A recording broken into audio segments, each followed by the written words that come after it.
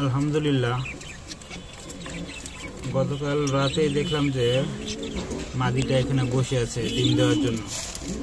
সকালে উঠেই দেখি মাদিটা ডিম দিয়েছে। বাচ্চা একটা আছে, এই বাচ্চা কতদিন পর বাচ্চাটাকে আলাদা করা লাগবে, যদি কেউ জানান খুব ভালো হয়।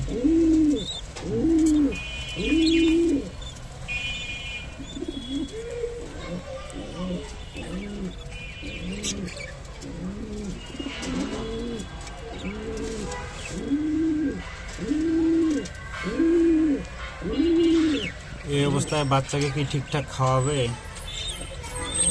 একে আলাদা করে হ্যান্ড ফিড করাতে হবে। কেউ যদি একটু জানাইতেন। এই যে আসো, এখানে আসো। এই যে